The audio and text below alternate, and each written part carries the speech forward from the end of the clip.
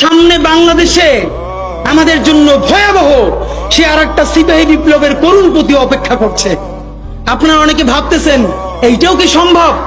জামাতের ভাইয়েরা অনেকে বুঝে না, বলে কি করে সম্ভব? মনে করাই দেই, শহীদ নিজামী মুজাহিদ সাহেবেরা মন্ত্রী হিসাবে সর্বশেষ যখন সম্ভবত 2006 বা 2007-এও মন্ত্রী ছিলেন, বলেন তো তার কয় বছর পর তাদেরকে ফাঁসি দেওয়া হইল? 10 বছরও লাগে নাই। রানিং ফুল মন্ত্রী ছিল, লক্ষ লক্ষ মানুষ তাদের সাথে ছিল, তাদের মন্ত্রণালয়ে একটা পয়সার দুর্নীতি বের করতে পারে নাই। 10 বছরের মধ্যে মন্ত্রিত্বের পর তাদেরকে ফাঁসি দেওয়া শুধু হয় নাই, তাদের সন্তানরা তাদের জানাজাটা পর্যন্ত পড়তে পারে নাই। সংখ্যা দিয়ে হয় না ভাই, কোটি কোটি মানুষ দিয়ে সবকিছু হয় না। আজকে আপনারা প্রথম আলোর বিরুদ্ধে বলেন, এই যে আসার সময় বলতেছিলাম শায়েকরে, প্রথম আলোর প্যারালাল কাছাকাছি একটা পত্রিকা কি আমরা দাঁড় করাইতে পারছি?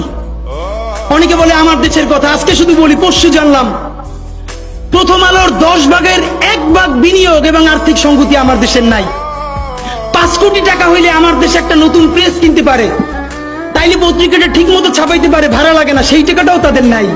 ভাই, ভালোবাসা দিয়া পয়সার কাজ হয় না। 50,000 টাকা দেয় লোকটার স্যালারি, এই কাজ যদি 20,000 টাকা দিয়ে করাইতে চান, কোনদিন 50,000 টাকা রিপোর্ট এবং স্কিল আপনি পাবেন না। ওই 50,000 টাকাই লাগবে। মানুষ মাগনা কাটে 3 দিন, একজনকে দাওয়াত খাওয়ায় 2 দিন 3 দিন, তারপরে আর চলে না। আমাদের আর্থিক যোগ্যতা অর্জন করতে হবে। আমাদের অনেকগুলো প্রতিষ্ঠান লাগবে, একটা প্রতিষ্ঠান না। আমাদের ভাইদের সমস্যা কি জানেন? সে আজকে যদি হাটাজারি মাদ্রাসা দিয়ে কেউ একটা পত্রিকা বার করে, সেই পত্রিকাটাও সে জাতীয় মূলধারা বানাবে না, দেবে দৈনিক হাটাজারি সে বানাবে। মানে কোনো না কোনো ঘুরে ফিরা তার চিন্তায়, মননে, মগজে প্রথমে হয়তো হাটাজারি, সর্বোচ্চ বড় হইলে হেফাজত, এরপরে সর্বোচ্চ বড় হইলে বাংলাদেশের শুধু মুসলমান। ভাইরা, এই মুসলমানের বাইরের যে জনগোষ্ঠী, সেটা কি আপনার না? আপনি ভাবেন এই দেশের আপনি প্রধানমন্ত্রী, তারপরে ভাবেন আপনার জনগোষ্ঠী কারা, আপনি সেরকম চিন্তা করেন। সুতরাং আমি কথায় অনেক ভুল ভ্রান্তি বলতে পারি, কিন্তু বিশ্বাস করেন আমার কলিজে চিল্লেও আপনারা শুধু যেটা পাবেন সেটা হইল আমি চক্ষু বন্ধ করে দেখতে পাই।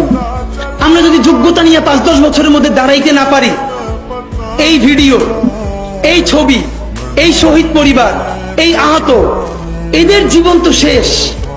এদের পরবর্তী জেনারেশনকে পর্যন্ত কি ভয়ানক গণহত্যার শিকার হইতে হবে আমরা চিন্তাও করতে পারতেছি না। সুতরাং বাংলাদেশের স্বাধীনতার সার্বভৌমত্ব, বাংলাদেশের ইসলাম এবং মুসলমানকে বাঁচাইতে হইলে আমাদেরকে তুমুল যোগ্যতা অর্জন করতে হবে।